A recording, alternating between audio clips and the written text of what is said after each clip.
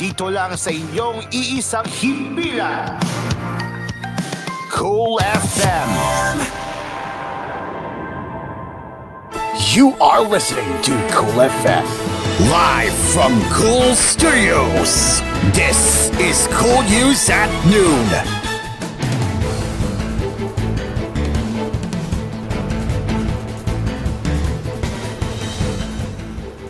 Good afternoon and welcome to Cool News at Noon. My name is Carol and here are the headlines for this afternoon.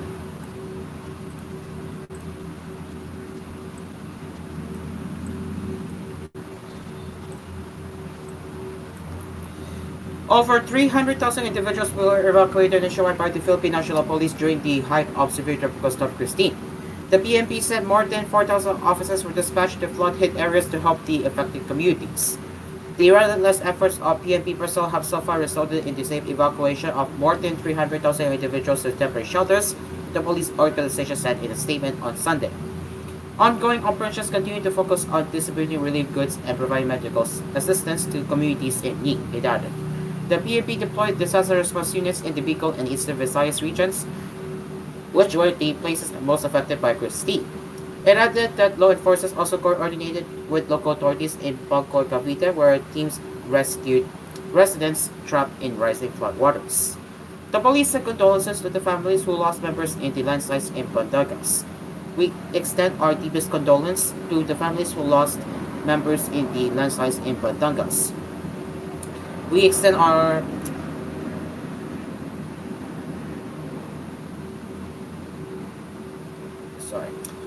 our deepest condolences to the families who lost their loved ones in this tragedy. The entire PNP stands with you during this difficult time, PNP Chief General Roman Marvel said.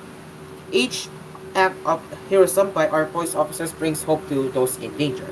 They are more than just peacekeepers, they are the lifeline for our fellow Filipinos in times of crisis, he noted.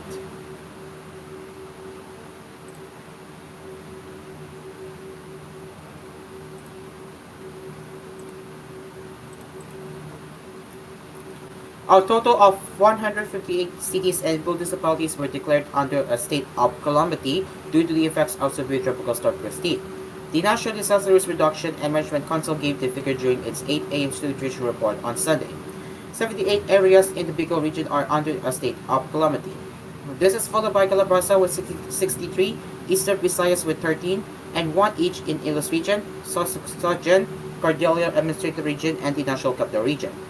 Meanwhile, the death toll due to severe tropical storm Christine is at 85. This is based on the report from the Office of the Civil Defense on Saturday. 48 of these deaths are in Calabarzon, followed by Bicol region with 28. According to the agency, the weather disturbance has affected 1.4 million families or 5.7 million individuals nationwide. More than 382,000 took shelter in over 7,400 evacuation centers across the country, while more than 178,000 evacuated elsewhere. The government has rolled out over 562 million pesos worth of assistance to the affected families. In a related news, Pagasa's latest cyclone update showed that Tropical Storm Leon will remain far from the Philippine landmass. No wind signal was raised in any parts of the country. However, Pagasa said Leon may affect extreme northern Luzon. Signal number 1 may also be hosted over Cagayan Valley and the northeastern portion of the Bicol region by Sunday night. Leon was last monitored 1,195 kilometers east of central Luzon.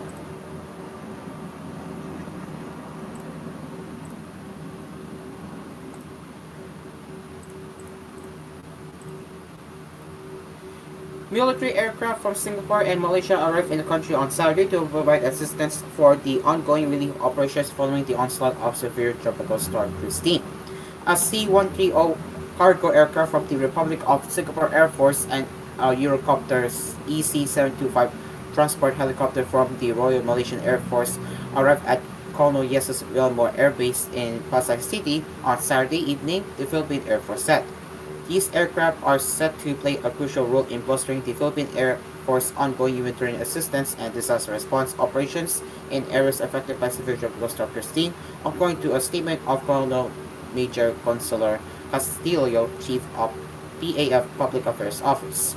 Defense Secretary Gilberto Teodoro Jr. welcomed the arrival of the aircraft with Malaysian Ambassador Dato Abdi Malik Castellino, Singaporean Ambassador Constance, and PAF Commanding General LD General Stephen Moreno. Meanwhile, the Philippine Army stepped up its relief operations in the province of Camarasaur, one of the hardest hit areas of Christine. Two open search and rescue teams of the 525th Combat Engineer Forerunner Battalion distributed around 1,100 food packs and 80 boxes of drinking water for families in Barangay San Miguel, San Ramon, Umbao, Calcip, and San Roque in Bulatao. The PA also mobilized additional mobility assets and personnel to help flooded residents in other areas in the Bicol region. The Army leadership said it deployed HADR teams in various areas to conduct swift and effective rescue and relief operations in close coordination with local government units and national government agencies.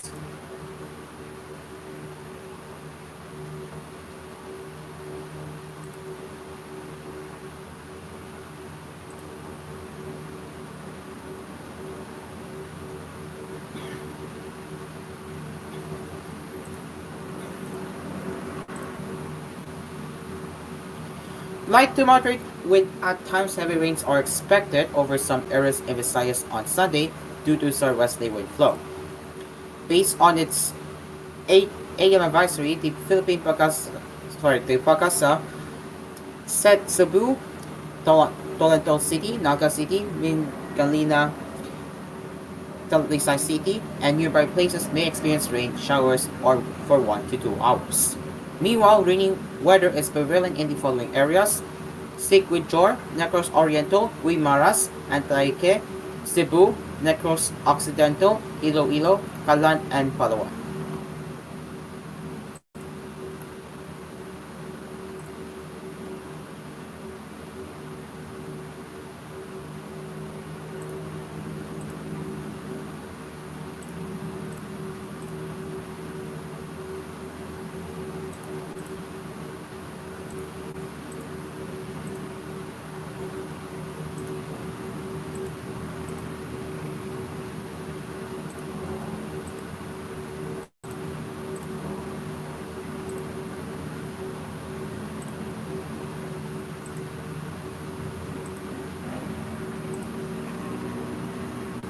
And as we return here on koolNews at noon, China slams latest U.S. arms sales to Taiwan. G7 agrees new steps to curb Russian sanctions evasion. Iran warns they will defend itself after Israeli strikes. Floods hit Saint-Tropez as rains lash sort of France. Japan votes with new prime minister on shaky ground. And NASA astronaut released from hospital after return from ISS. It is now 12:10 in the afternoon. We will get back into more national, international, along with the latest weather forecast right here on koolNews at noon. So stick around, people. We will be right back.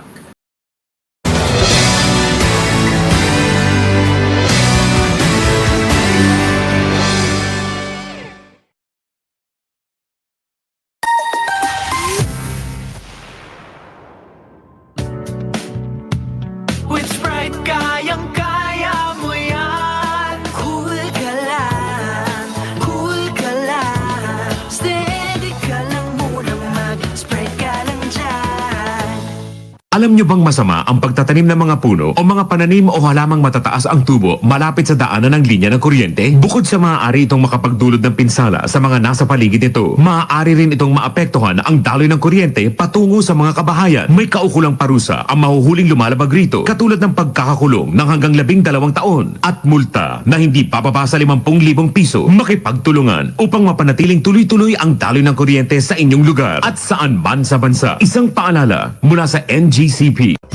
Pasko na naman! Ang saya at ang sarap ng Pasko ay tulad lang naman ng pagbabago ng kutis ko. Alagang-alaga ako ng gandang natural herbal soap. Kaya naman, ang laki ng pagbabago. Mga kati-kati at tigyawat ay wash out. Kaya ngayong Pasko, sadyang masaya ako. Maggandang natural papaya with tawas and turmeric soaps, kinu-whitening ka na rin, my dear. Available na sa mga botika, drugstores, groceries, Shopee at Lazada.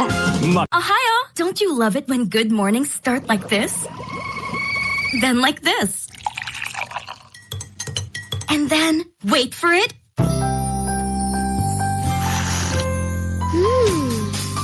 morning cup of soup? Yes, soup. Try new Ajinomoto Soup and Go and make it your new morning habit. Comes in creamy corn, creamy potato, or creamy pumpkin. Great with bread too. Ohio, Soup and Go. Ajinomoto. Pay sa ganda! And my for Max Saver Sulit Busog Meals. Huwag nang gumastos ng sobra-sobra pa. 99 pesos na lang, sulit busog ka na. Ang mabusugera. Extra rice sa hiraramba. Extra busog sa crispy chicken fillet meal at crispy chicken fillet a la king meal na may extra rice na. 99 pesos lang in all stores. Max Saver Sulit Busog Meals, 99 pesos na lang. Ang mabusugera. Saktong tapang sarap na ang Nescafe Classic dahil pinagsama ang tapang ng dark roast beans at sarap ng light roast beans sa bawat higop. Sarap nga tikman ang Nescafe Classic. San Miguel Oktoberfest, bawat henerasyon kasama dito tayo magkikita-kita. Oktoberfest na. San Miguel Oktoberfest, walang katulad pagsama-sama dito tayo magkikita-kita. Oktoberfest na. This event is for individuals aged 18 and above. Drink responsibly. Mga mister, gusto nyo bang laging abot-langit ang ligaya ng inyong misis? Siyempre naman. Mga misis, gusto nyo bang laging malakas at ganado ang inyong mga mister? Wow, gustong-gusto ko yan. Ipinakikilala, Best Cafe Black. Nagtataglay ng tongkat ali, maca root at ginseng. Na mga ito ay kilala sa buong mundo na malaking tulong upang lalong maging malakas, tigasin at tatagal si mister sa alam nyo na. Honey, maaga mong patulugin yung mga bata mamayang gabi, ha? Best Cafe Black, pwede rin sa akin yan dahil hindi kita susukuan. Makakatulong din ang mga sangkap nito para lalong gumanda ang inyong kalusugan at maiwasan ang maraming karamdaman. Healthy na, Pampaligaya pa. aprobado ng Food and Drugs Administration. Basta may black. May bala. Mabibili sa mga butika at supermarkets. Mga kumares! Dimples Romana po! I-mega mackerel na! Malinaw na mega mackerel. Malaman pa mega mackerel. Maraming ways para igulam araw-araw. I-mega mackerel na! Gusto ko sinigang mega mackerel. Sarsyado o adobo mega mackerel. Maraming ways para igulam araw-araw. I-mega mackerel na! I-mega mackerel na! Mapagpasalamat. Katangiang Pilipino mula sa puso. Pagpapamalas ng pagmamahal ng Diyos sa ating lahat. Isang pagpapahalaga sa mga kabutihan at tulong na natanggap sa ating buhay. Salamat po. Sa lahat ng mga bagay, magpasalamat kayo. Unang Tesalonica 5:18. Mapagpasalamat. Ikaw ay M-Extraordinary Pinoy. Brought to you by MX3 Coffee and Tea. Hi, going out? Turn off kay Crush. Use Close-Up with antibacterial zinc for all-day amazing fresh breath for up to 12 hours with regular use. Kasha pa? Kasha pa sa tabi ko. Dare to get closer with Close-Up. Kati-kati, alipunga, buni, at galis? Huwag nang problemahin pa. Magdobleng proteksyon sa Dr. S. Wong. Step 1. Mag Dr. S. Wong Sulfur Soap Yellow sa pagligo. Step 2. Mag Dr. S. Wong's Whitfield's Ointment. Tulong proteksyon at lunas sa makating fungi. Magaan lang sa bulsa. Huwag nang tiisin ng kati-kati at fungi. Mag Dr. S. Wong. Dr. S. Wong Sulfur Soap Yellow at Dr. S. Wong's Whitfield's Ointment. Sulfur is the generic name of Dr. S. Wong Sulfur Soap. Benzoic acid plus salicylic acid is the generic name of Whitfield's Ointment. If symptoms persist, consult your doctor. Baby diaper all night. Baby diaper so right. Have your baby feeling so nice. All day, all night, so right. Twins Lampino, oh. Twins Lampino, oh. Twins Lampin Baby Diaper. Ang lampin ng bayan. From Megasop Hygienic Products. Available in open tape and baby pants. Bitin. Bitin. Bitin. Bitin. Bitin. Bitin. Beat 10 plus 1 free! Sa Magic Magic Flix Plain 10 plus 1 free sulit pack. Wala nang bitin-bitin dahil mas pinasulit versus previous pack of 10s na ang Magic Flix Plain. Sa 10 plus 1 free sulit pack, mas mura pa versus other plain crackers in supermarkets. Kaya bili na! Sarap pag may magic! Hi! Christine Hermosa po ito. Ang family soap namin, di mahal. Pero ang nakukuha namin, priceless. Hi, Christine! Looking younger every day, ah. Fresh. Laging blooming. Ang kinis. Grabe, kaya lalong in love sa'yo si Oyo eh. Ganyan pag ang kutis, alaga. Kitang-kita ang ganda. Silk Papaya Soap with regular use. Sa 65 grams, 18 pesos lang na SRP, achieve mo ang kutis alaganda. Ala Christine Hermosa with regular use. Bili na!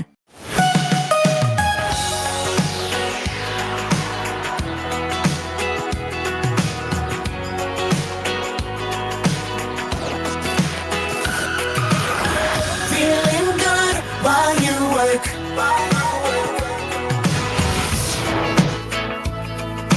Cool FM.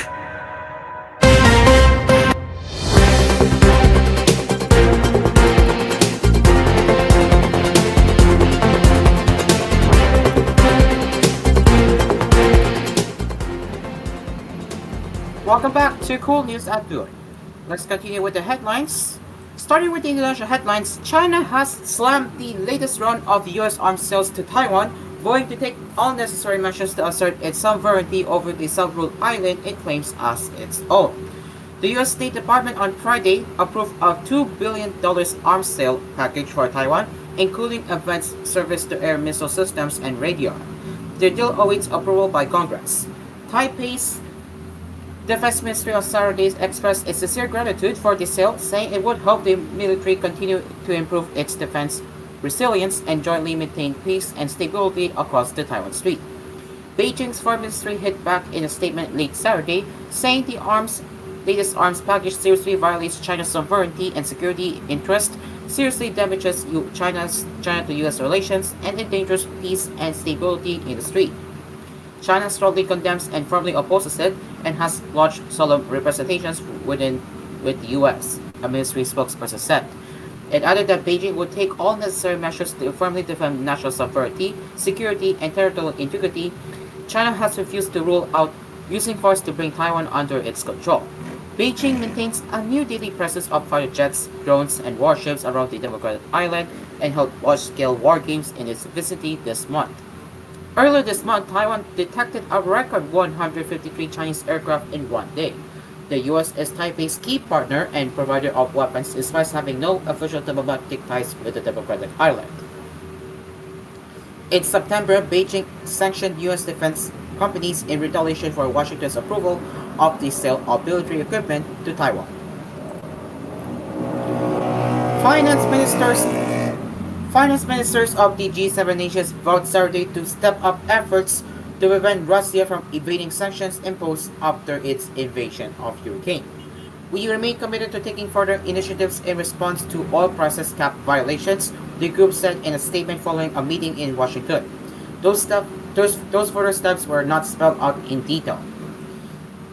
In December 2022, the G7 together with the European Union and Australia agreed to pressure purchasers of Russian oil do not go above a certain price ceiling. The agreement was intended to limit Russian petroleum sales and revenues without curbing exports so sharply that it would cause global oil prices to soar. But some countries, notably China, have continued to import Russian crude oil without observing the price ceiling.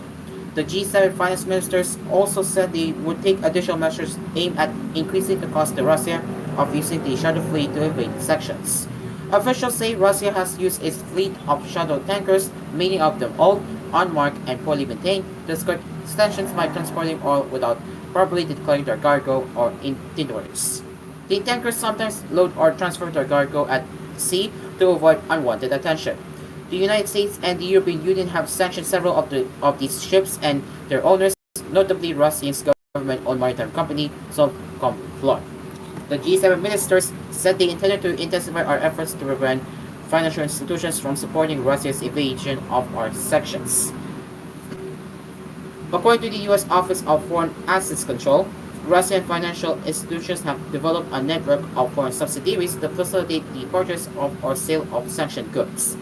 Joining the G7 ministers in the meeting Saturday were the heads of the 7 countries' central banks, plus top officials of the International Monetary Fund, the World Bank, and the Organization for Economic Cooperation and Development. The G7, which groups 7 of the world's most advanced economies, announced Friday it had reached an agreement to provide a loan of around $50 billion to Ukraine.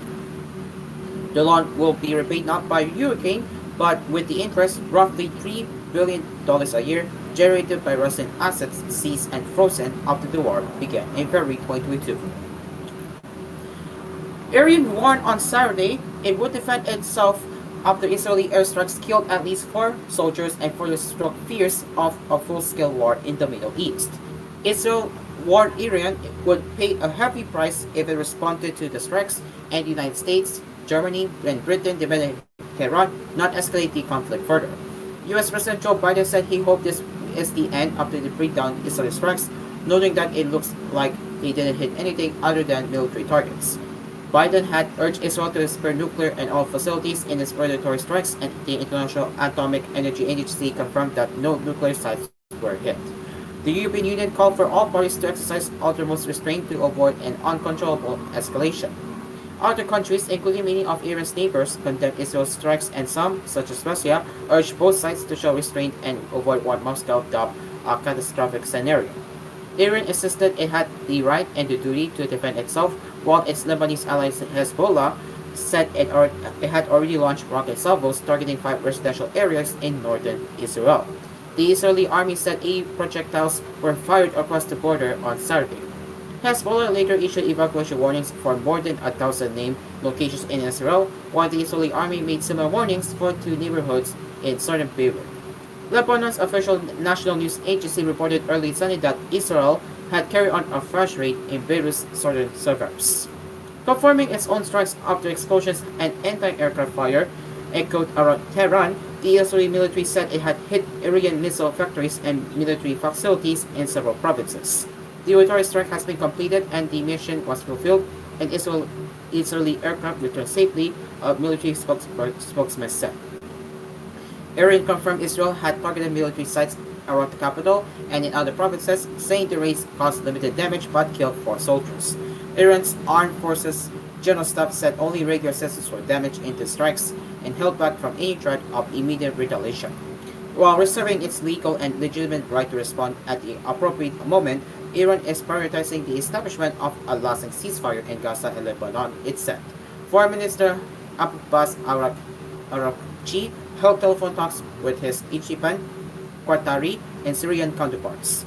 Qatar's Sheikh Mohammed bin Abdulrahman Al Thani, a key mediator in Gaza trace efforts, voiced deep concern over the serious repercussions that may result from this escalation, his ministry said.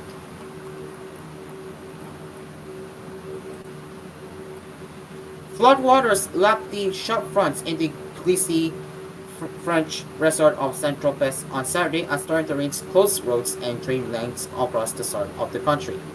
Firefighters were called out at least 10 times to help people trapped in their homes and caused by rising waters in the far region that includes the town that where Brigitte Bardot and other celebrities live. In the port, normally dominated by the fashion conscious, on a Saturday night, water washed around the doors of stores. Several restaurant managers and shop owners were spotted trying to push the water out of their businesses with mops. Police blocked some roads. The Saint-Tropez region and Var department were among the worst hit by the rains. In the nearby commune of Moy, shopkeeper Patrick Gillard set up a temporary dike to protect his business. It's quite onerous, but it's necessary so we don't have water in the shop, he told AFP. One father and his 11-year-old daughter had to be airlifted by helicopter from their mobile home in nearby Roquebrune Agats. 2 other people were rescued from the roof of their car. In the guard department, one hunter had to be rescued with his 5 dogs and on a small island in the Garda River. Some roads were closed, and rail services were suspended for Saturday and Sunday on the regional line linking Garad and Bulsere, where a train derailed on Friday evening following a landslide. Polls opened on Sunday in Japan's tightest election in years, with new Prime Minister Shigeru Ishiba and his juggernaut Liberal Democratic Party facing potentially their worst results since 2009. Opinion polls suggest the conservative LDP and its junior coalition partner risk falling short of the majority, a result that could deal a knockout blow to Ishiba. The 67-year-old former defense minister took office and called a step election after being narrowly selected last month to lead the LDP, which has governed Japan for almost all of the past 7 decades. But voters in the world's fourth largest economy have been rankled by rising prices and the fallout from a Tory slush fund scandal that helped sink previous premier Fumio Kishida. We want to start afresh as a fair, just and sincere party and seek your mandate, Ishiba told supporters at the rally on Saturday. He has pledged to revitalize depressed rural regions and to address the quiet emergency of Japan's falling population through family-friendly policies such as flexible working hours. But he has rolled back his position on issues including allowed married couples to take separate surnames. He also named only 2 women ministers in his cabinet.